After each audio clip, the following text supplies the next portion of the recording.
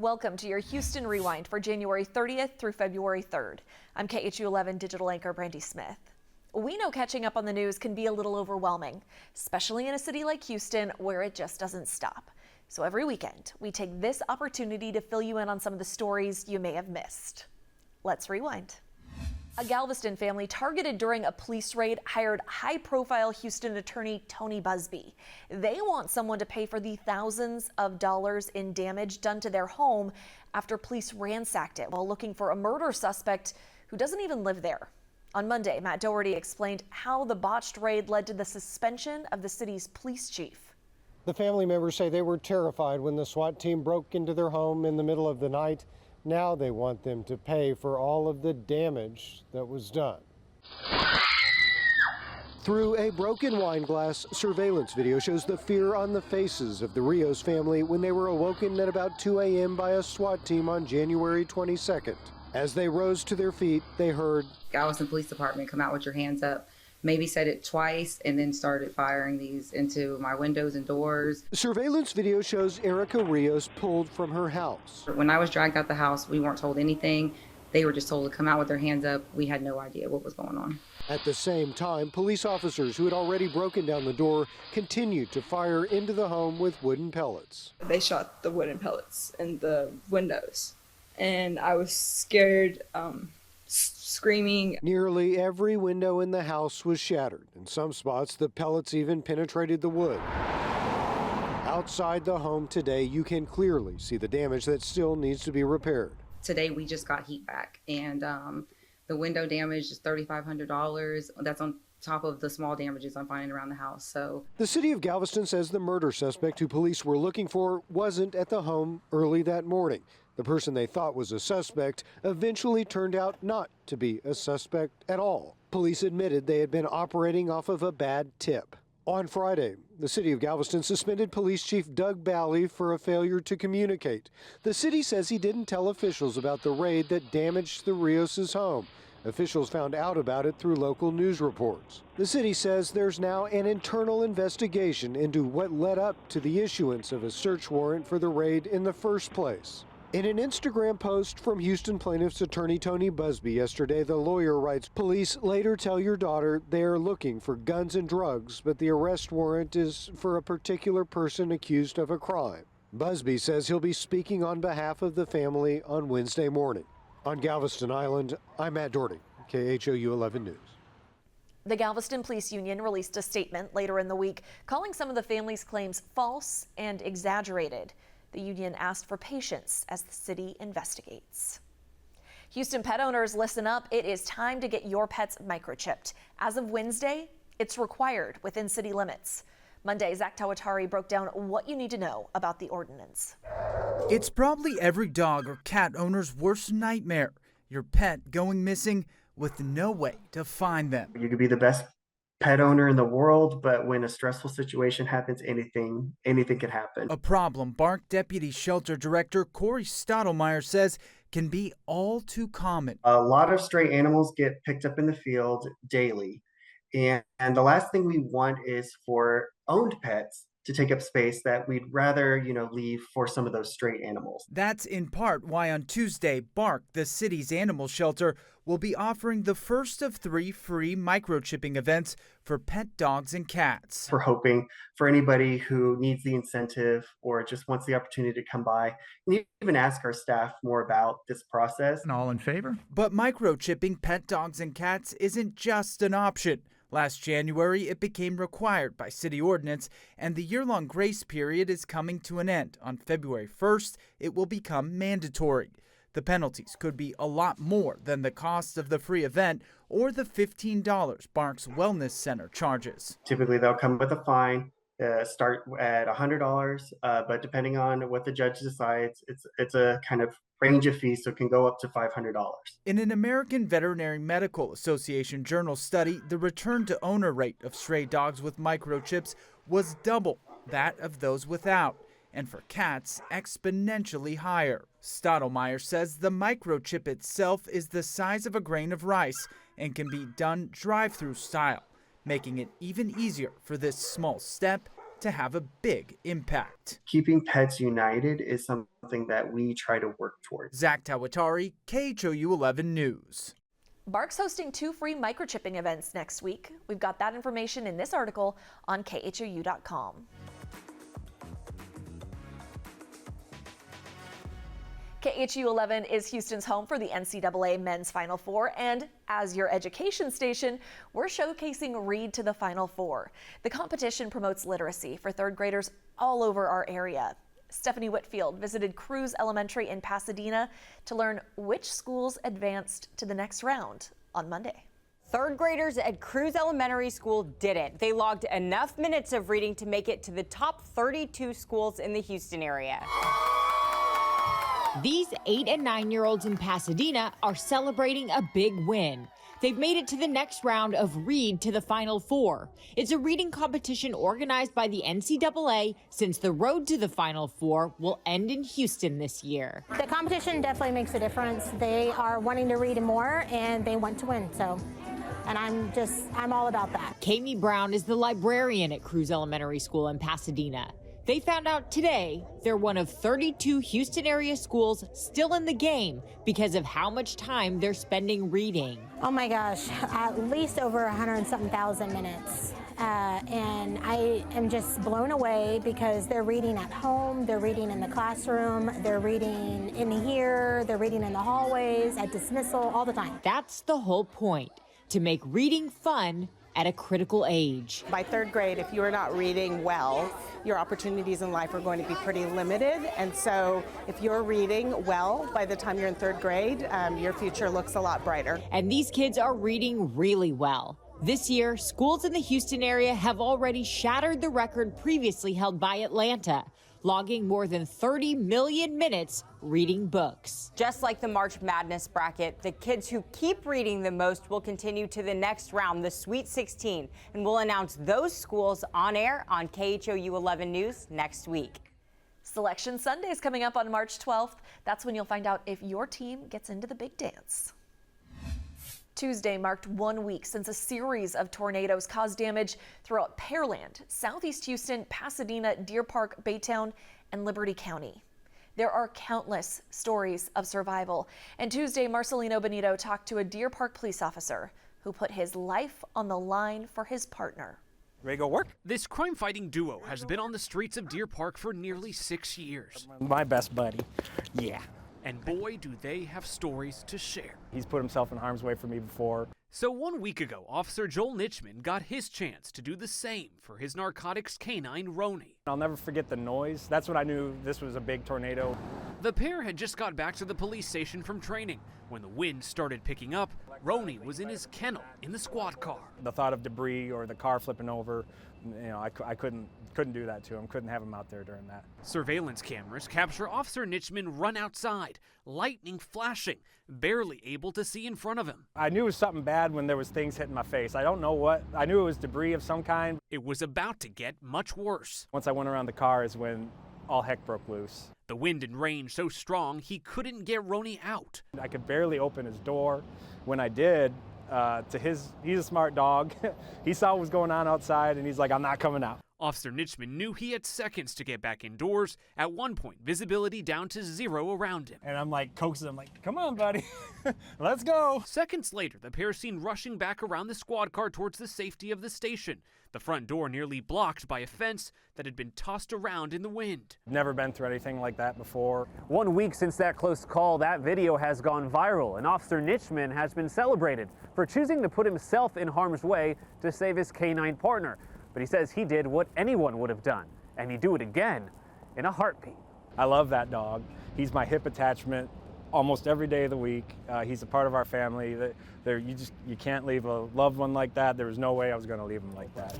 Oh, he's a good boy. He's a smart dog. 1 week later, the team back on the job after an experience. I'm grateful that he's okay. That only brought them closer together. In Deer Park, Marcelino Benito, KHOU 11 News. Harris County's top election official spent Tuesday in the hot seat. County commissioners pressed Clifford Tatum for answers about November's paper ballot shortage. Investigative reporter Jeremy Rogalski was there. A lot of questions, but few answers, as Clifford Tatum said an ongoing election lawsuit prohibits him from talking specifics. But he did take issue with our report. I mean, some of these questions are pretty straightforward. Commissioner Tom Ramsey called for more details on the paper ballot shortage after the election administrator's analysis was largely inconclusive about the extent of the problem. Right now, there's more questions than answers in terms of that election. Judge Lena Hidalgo echoed the need for more specifics. Would I have liked to know exactly what happened? Of course. Of course I would have. KHOU 11 Investigates did its own analysis using the county's own records. We found when the polls opened, 121 voting centers were not given enough paper to cover Election Day turnout.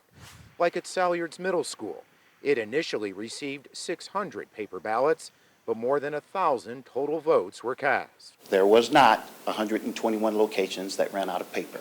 Tatum told commissioners at some polls his office did send additional paper throughout Election Day. Were there some locations that called for paper? Absolutely. Did we deliver paper? Absolutely.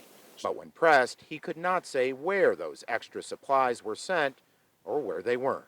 Do you know how much supplemental paper was delivered to what locations? Did you hear what I said? Can you answer No, that? I've just said to you. Did you hear what I said? There were over 4 million sheets of paper on the street on Election Day. That doesn't answer the question. Yes, The question's real simple. Where did you send the paper? Yes, it does.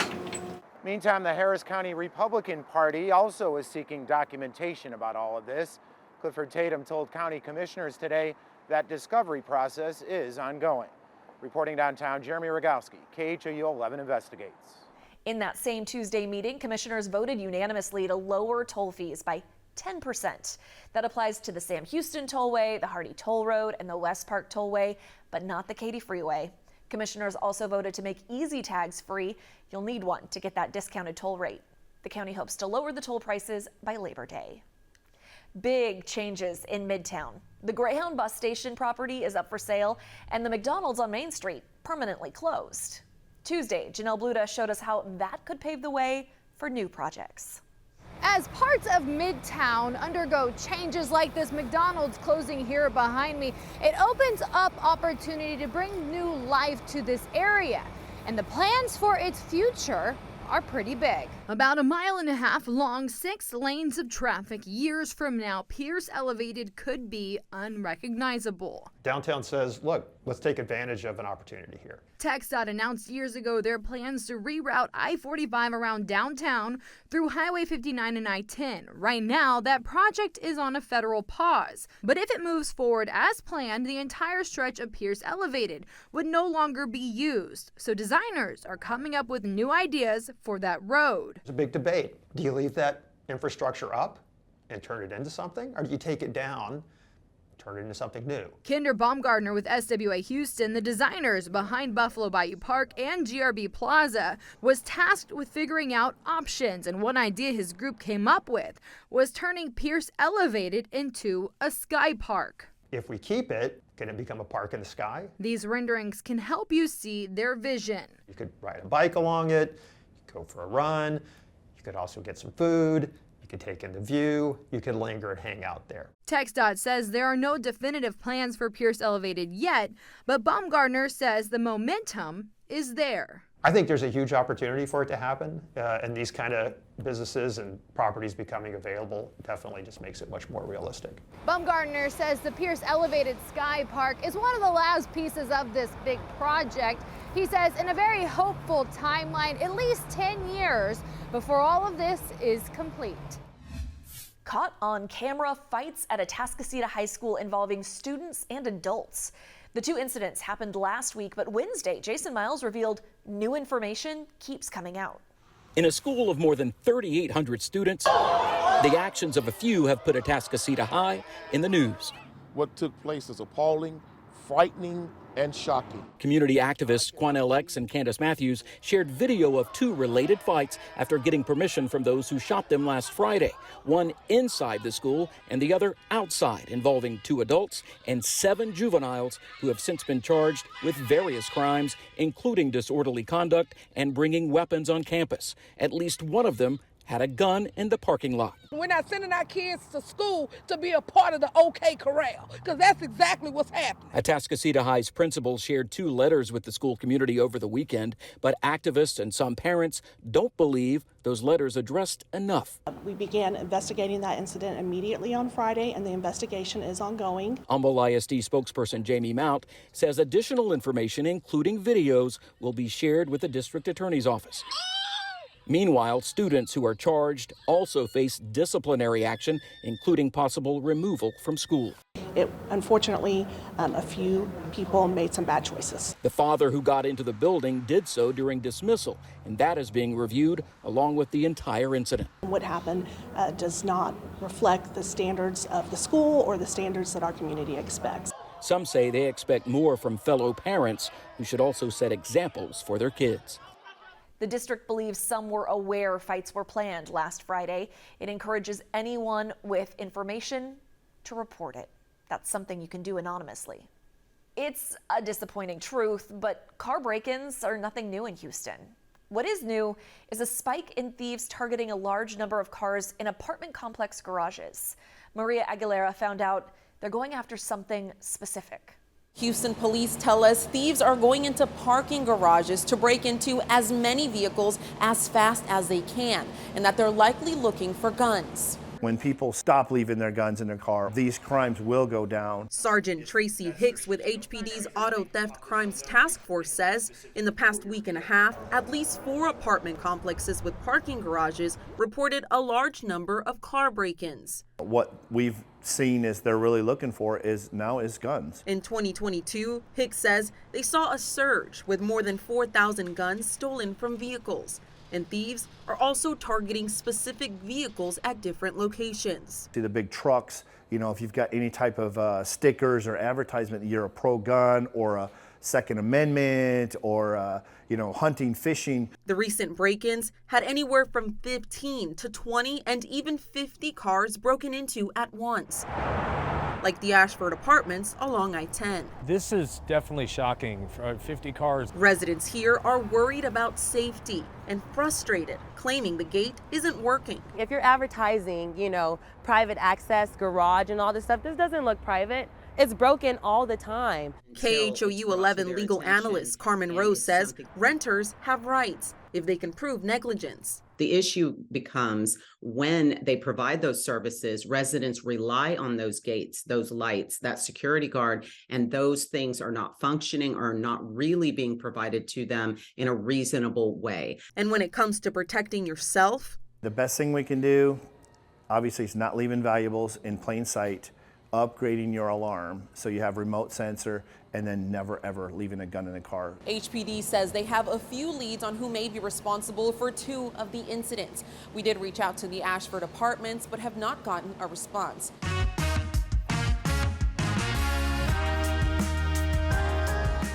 Black History Month started on Wednesday, and all this month, KHOU 11 is honoring the triumphs and recognizing the struggles of African Americans.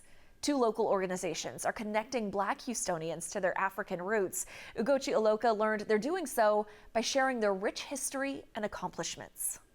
Think NPR Tiny Desk concert setup with so much more to uncover once you walk further into this space. This was the first president of Ghana, Kwame Nkrumah. Yeah, Okay. Ghana was the first president that got the independence on the continent. As for his U.S. connection, Dr. Martin Luther King Jr. attended his inauguration in 1960. The Society for Africans in the Diaspora Institute, also known as SAID, opened this Pan-African library on Westheimer in 2019. Next to Nelson Mandela, you should know this as well. That's Fela Anikulapo Kuti. Otherwise known as the father of Afrobeats. We didn't put the name because we want to just engage with people. But when you put the name, people start looking. This is not a museum. It's not a gallery. SAID's founder, Adebowale Folorunsho, says there is history here filled with hidden gems you won't get anywhere else.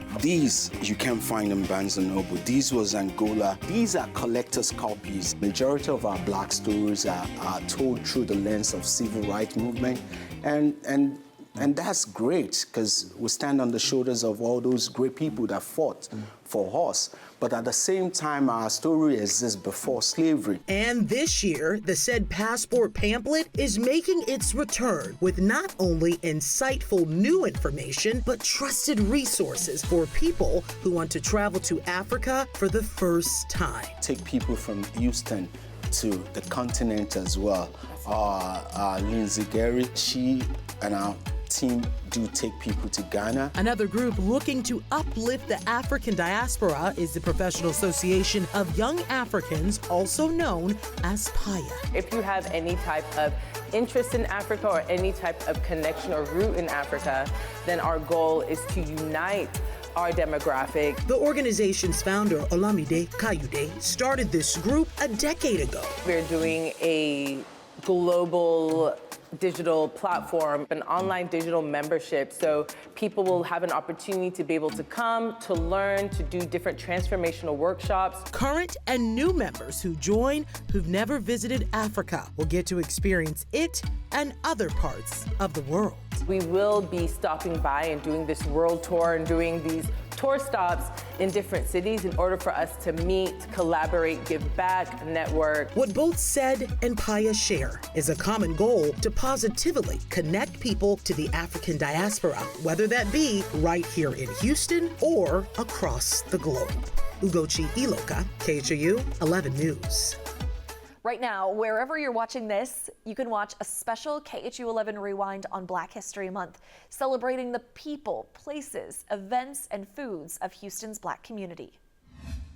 A heartbreaking case reached its conclusion on Thursday when a Houston woman pleaded guilty to kidnapping and killing a childhood friend before running off with her baby.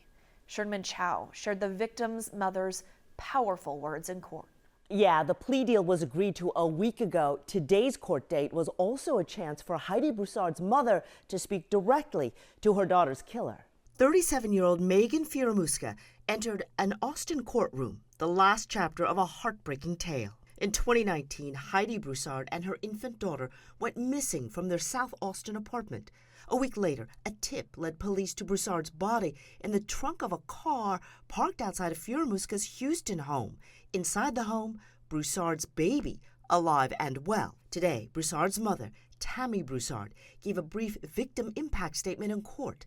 The judge permitted only her audio to be recorded. Heidi's hugs were strong, full of love. They lingered in the atmosphere. I still feel them now. She loved beyond measure. Childhood friends said victim and killer first met at a church camp. Both were 11 years old and became besties. Detectives say Firamusca had plotted to steal the baby for months, pretending to be pregnant and attending Broussard's prenatal appointments. We miss her dearly. In fact, Firamusca attended baby Margot's birth, but shortly afterwards she would strangle Broussard to death with a dog leash. She was just so much fun and she was so full of life. And now it's been taken from her. Now, Firamusca will spend the next 55 years in prison. That plea deal is in exchange for her waiving her right to an appeal. The defense adding, doubtless many have questions that will never adequately be answered, but hopes that this plea deal brings some closure to the victim's family. Sherman Chow, KHOU 11 News. Houston's getting nearly $29 million to make one of its busiest and deadliest streets safer. The U.S. Department of Transportation awarded the money for upgrades along a 7-mile stretch of Bissonnet from South Derry Ashford to Hillcroft. Adam Bennett spelled out what that money will do. At Sophia's Hair Design in Southwest Houston, owner Milagros Maldonado has had a front row seat since 1996 to traffic on Bissonnet near Fondren. Lots of crashes. And the dangers that come with it. People speeding and things. Yeah, they do. They do. Or they don't respect, the stop, and they just run. Right there, we see a lot of accidents. Maldonado worries about her customers, many of whom walk here, and students walking to and from nearby Sharpstown High School. It's a lot of hustling and bustling out here, but one really have to be careful. Cypern Emo was taking the bus today while his car's getting fixed. There's not too much sidewalk around this area. New sidewalks and other pedestrian improvements will be part of Bissonnet's redesign. So will dedicated turn lanes, protected bike lanes, roundabouts, and reconfigurations to street lanes. City leaders found out yesterday they won a nearly $29 million federal grant to help cover the nearly $36 million price tag. Totally ecstatic. Still, Mayor Sylvester Turner told me he does expect some pushback.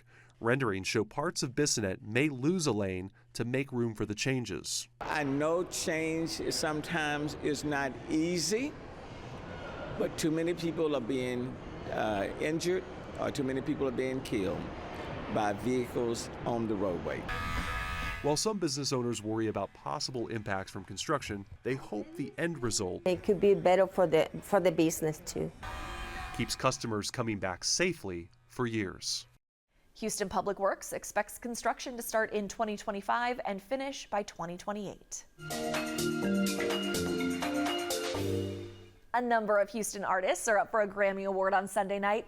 Among them, singer Lyle Lovett. Ron Trevino sat down with the man who's already won 4 Grammys to talk about his musical journey.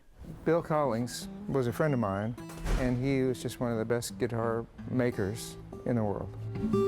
Lyle Lovett's favorite guitar shop, Collings Guitars in Austin. They are my favorite guitars to play on stage. And when Lyle picks up a guitar, well, that's when the magic starts.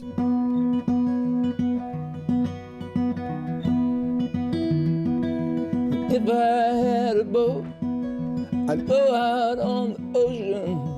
And if I had a pony, I'd ride him on my boat. The man from Klein says he's honored to be nominated for a Grammy this year for Best Americana Performance. Off to Europe on a wing and a prayer.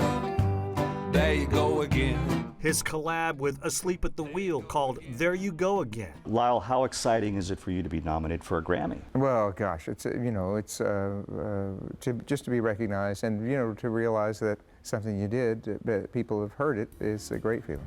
Lyle's got great memories of past Grammy nights. He's won 4 of those statues and has been nominated multiple times. He remembers the first time he won. He walked up to the stage, then it got awkward.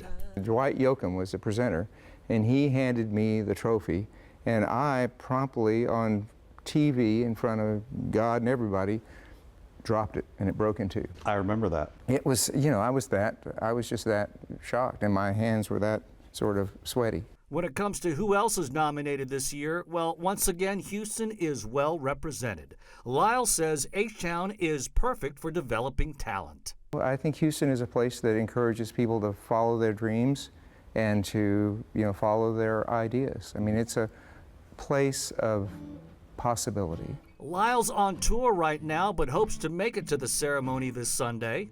Honey, bring me the paper and pour me a beer. If he wins what would be his 5th Grammy, let's hope he doesn't drop it. Ron Trevino, KHOU 11 News. Put off my blues, but what do you do? As of Friday, more than 200,000 Texan homes and businesses still didn't have power after an ice storm took down power poles and lines all over the state. So Houston-based CenterPoint Energy says it sent crews to help. Ugochi Aloka showed us how. Right now, CenterPoint Energy crews from here in Houston are helping our neighbors in Austin get the power back up from the winter storm. There is no doubt that Austin has been hit the hardest, with around 150,000 homes and businesses still left in the dark. This is new video of a group of CenterPoint linemen rolling out to Austin in the last 24 hours. CenterPoint Energy says they've provided more than 250 contractors and support personnel to help, specifically in spots with damaged power lines from the freezing rain and fallen trees. Every time we feel like we've got a line energized and fixed, there'll be something down the line that happens, a tree limb will snap. Got some people that are on a fixed income that need a generator or oxygen, and they can't. So, yeah, it's concerning. Austin Energy at first claimed that they would have all of the power restored for people by 6 p.m. today. Well, since then, they have dialed back, and now we have to follow how this all plays out. But this is just really a tough unfortunate situation for folks living there, and we are thinking of them here in Houston. Reporting in Southeast Houston, Ugochi Iloka, KHOU 11 News. A Grammy winner who grew up in Houston's 5th Ward hopes to pick up his 5th Grammy Award on Sunday. Ron Trevino chatted with Robert Glasper about how growing up in Houston influenced his music. Robert Glasper is a pianist and composer whose musical talents and tastes range from jazz to R&B to hip-hop. He's even scoring music for TV shows. He's all over the musical map, but he remains Houston proud. And he remembers a certain schoolmate quite well. You know, me and Beyonce went to school together. We went to the High School for Performing Arts at the same time. I'm older than she is, so I believe I was a senior when she was a freshman. Did you guys hang out? We have hung out. I've been to her house. She threw birthday parties. We're cool. That was like my little sister. Cause to the homie staying down through anything, a cheers to baby girl who I would've copped a wedding ring. His album Black Radio 3 is nominated twice for Best R&B Album and for Best Engineered Album. How exciting is it to be nominated for a Grammy? And you've already got a number of Grammys. Yes, indeed. It never gets old. I'm always honored. And when it comes to his inspiration, he credits his late mother, Kim Yvette Glasper, who was a popular singer in Houston. I'm in music because of her. I mean, literally, she trotted me around Houston when I was 2 years old, one years old, my whole life, going to rehearsals and going to shows, and you know what I mean? Glasper has won 4 Grammys so far in his career. He's hoping to add to that collection Sunday night in L.A. His friends and family back in Houston will be watching. Ron Trevino, KHOU 11 News.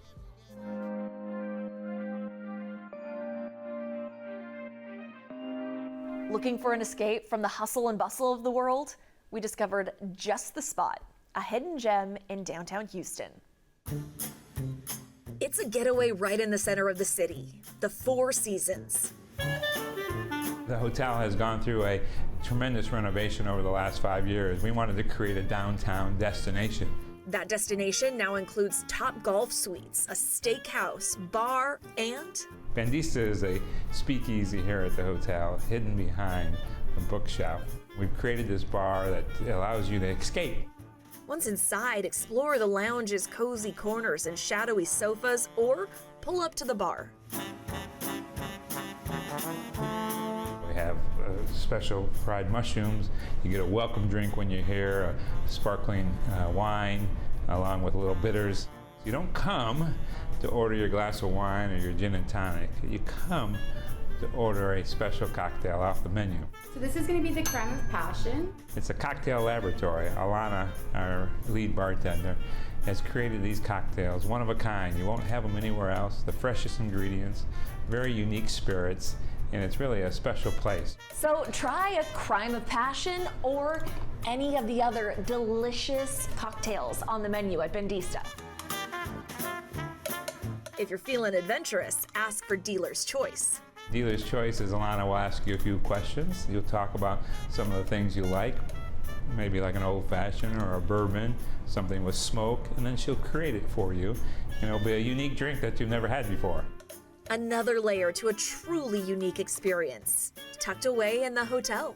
Well, that's a surprise and delight. You know, we always say, welcome to Houston, let us surprise you. Friday marked 1 year of highlighting hidden gems all over the Houston area. You can watch the full playlist on YouTube. Just look for Living in the Lone Star. Hope that helped you catch up on this past week and you are ready for the next one. Remember, you can tune into KHOU 11 on air, online via KHOU.com and YouTube, as well as by using our KHOU 11 Plus app on Roku and Fire TV. Have a great week.